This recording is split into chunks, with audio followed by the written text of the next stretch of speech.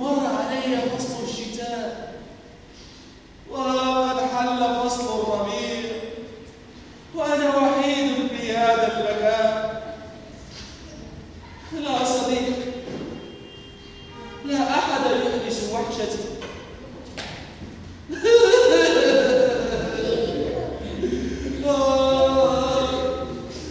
إنني فزاعة مسكين يا أصدقائي الأطفال، فزاعة مسكين. أشعر بالوحدة. من يا ترى يحدث وحدتي يا صغار؟ من يا ترى يحدث وحدتي؟ كل الحيوانات والطيور تخافني. أجل تخافني يا أصدقاء. أتعرفون لماذا؟ لا تعرفون لماذا؟ لأنني فزاعة، فقط لأنني فزاعة. أجل يا أصدقاء، الفزاعة يخافها الحيوانات وتخافها الطيور.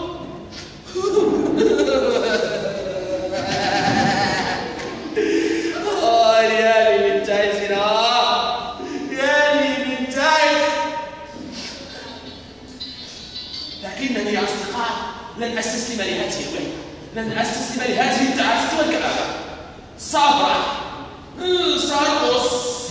أجل لا لا لا، سأغني. حسنا سأغني. إنني لا أجيد الغناء.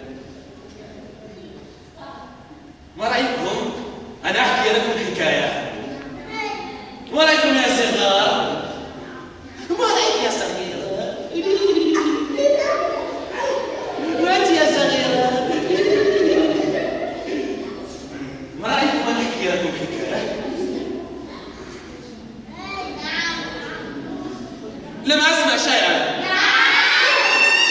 أسأتكم يا أصدقائي، أسأتكم. حسنا، سوف أحكي لكم حكاية عائلة الدجاج. أتعرفون الدجاج؟ أجل، الدجاج يا أصدقاء، هناك الدجاجة والديك والكتكوت.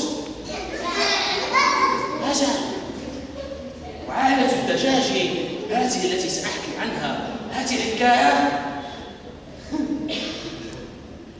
كانوا يعيشون في حظيرة جميلة جدا، يعيشون في اطمئنان وسعادة وهناء.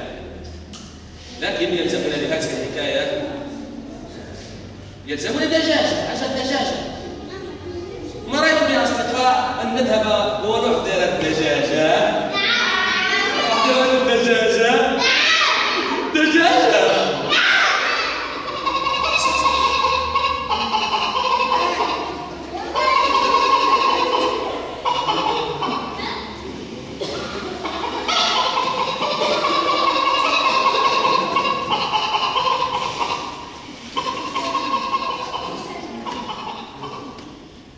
مساء الخير خالتي الدجاجة. مساء الخير يا فزاع. من هؤلاء الصغار؟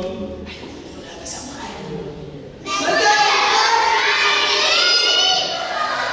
مساء الخير يا صغار، كيف حالكم؟ خالتي الدجاجة، اليوم سوف أحكي لهؤلاء الصغار حكايتك يا خالة. حكايتي أنا؟ تلك الحكاية المشهورة، عائلة الدجاج. أجل، عائلة الدجاجة، حكايتك مشهورة وفيها عبرة وإفادة سوف يستفيد منها أصدقاء الأطفال. حسنا، لك ما تريد. في يوم من الأيام يا أصدقاء الأطفال، كانت خالة الدجاج تتعب في نظافة القول. أتعرفون ما هو القول؟ بيت الدجاج. سابقوا لهذه التلميذة التي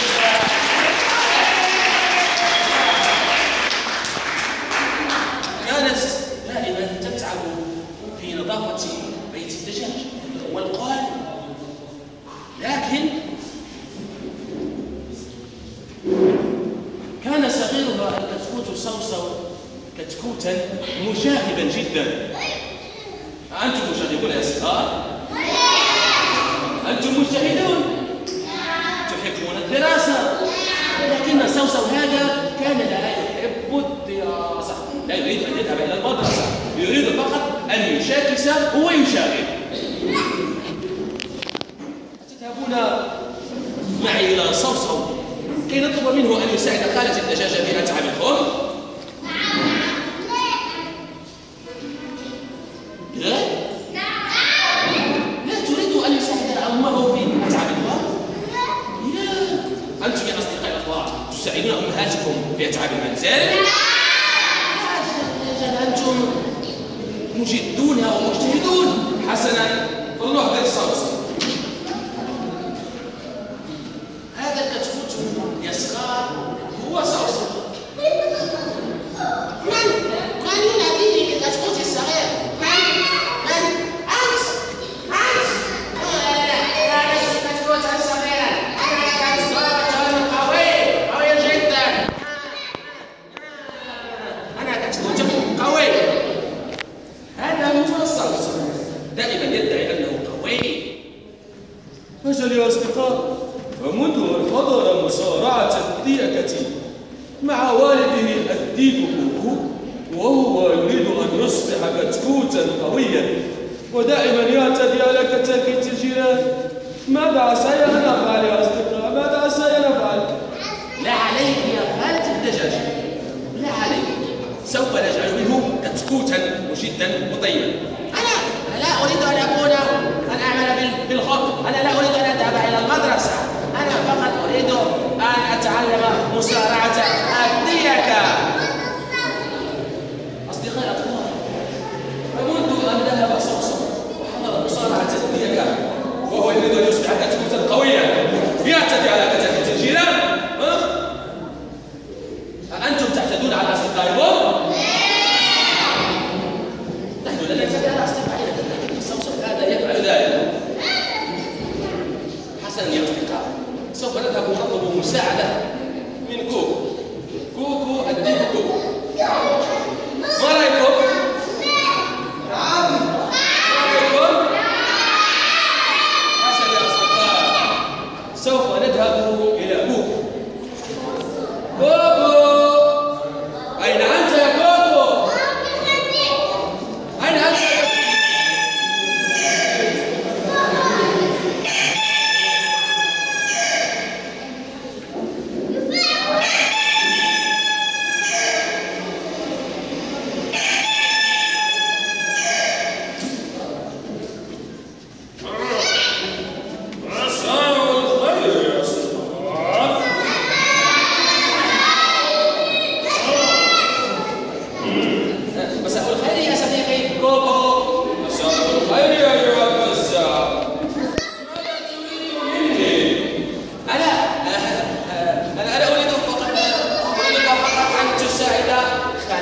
الدجاجة. أنا مساعد الدجاجة؟ أنا ديك قوي ومنفوش الريش وذو صوت صداع، فلو ساعدت الدجاجة في أتعاب القنت ماذا سيلقبني أصدقائي البنات؟ كوكو الدجاجة وبدل نصير يطفق الدجاجة. لا يا صديقي، فمساعدة زوجتك ليست أن تصبح دجاجة، بل ذلك من شيم الديكة الأقوياء. ديك مغرور. هذا هو حاله يا بزاع، لا تختلف له. ماذا عسى أن أفعل؟ ماذا عسى أن أفعل؟ مسكينة خالة الدجاجة، صغيرها الكتكوت صوصو لا يريد مساعدتها، وكذلك الديك كوكو. أجل مغرور وصوصو النجار. ما رأيكم يا أصدقاء أن أطلع خالة الدجاجة على حيلة تستطيع بها أن تعيد عائلتها إلى رشدها؟ ما رأيكم؟ حسنا، سوف أطلعها على الحيلة.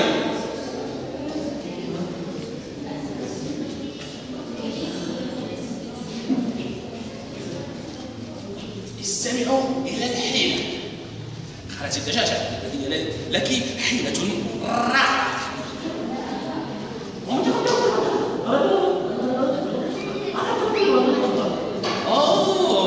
حيلة جميلة.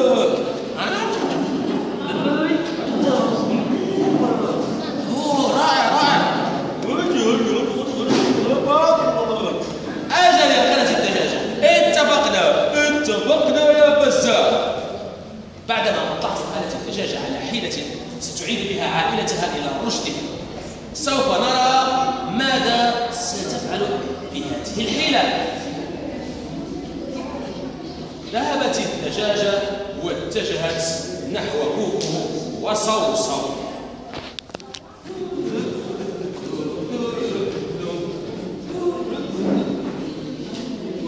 يا عزيزي، من منكما يساعدني في جمع الحبوب لكي نصنع منها فطائر وحلوى لذيذة؟ نجمع الحبوب؟ لا، أنا مشغول جدا، لدي موعد مع أصدقائي الضيافة. هذا وهو مشغول دائما يا أصدقائي. أنا أيضا يا ماما أريد أن ألحق بوالدي لكي أحضر معه اجتماع الضيافة. كوكو وصوصو مشغولين. الدجاجة ذهبت الدجاجة يا أصدقاء وعادت إلى القل، جمعت الحبوب ووضعتها في أكياس ووضعتها في القل طبعا، ثم توجهت إليهما للمرة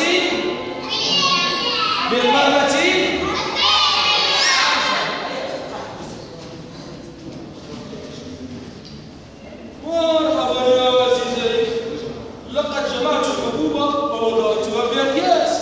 من منكما يساعدني على حمل هذه الأكياس وأخذها إلى المطحنة كي أصنع منها الدقيق؟ أنا؟ لا أستطيع، أنا مشغول اليوم، مشغول. ماذا أخبرك كوكو؟ وأنا أيضا يا أمي، أنا مشغول.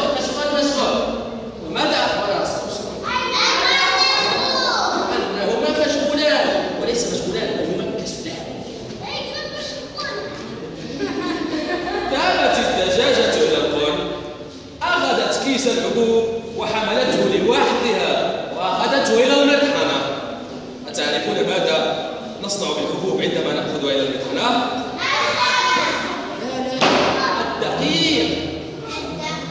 الدقيق طبعا، لأن من الدقيق سوف نصنع الخبز. حملت الدقيق ووضعته في القل، ثم عادت إليهما للمرة.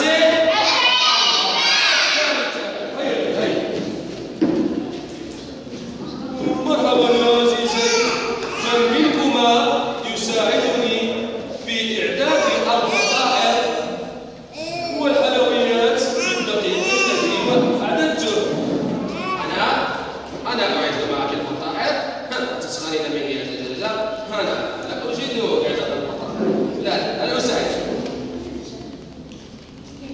لم يساعدها كوكو. وأنا أيضا يا أمي مشغول جدا، مشغول. لا يريد كوكو أن يساعد خالتي الدجاجة وكذلك صوصو. حسنا، ماذا عسى أن نفعل؟ عادت الدجاجة إلى القل، أخذت الدقيق وأعدت به أشهى الحلويات والفطائر. كانت رائحتها زكية وهي تعدها. إنها طباخة ماهرة، طباخة ماهرة. أعدت الفطائر والحلويات، ثم عادت إليهما للمرة. هيا سوف نرى الآن ماذا ستقوم منهما.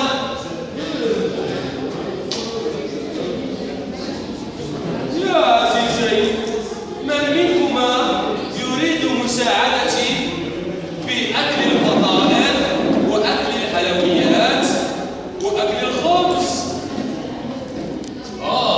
إنني جائع. حسنا، أنا أيضا يا ماما، أنا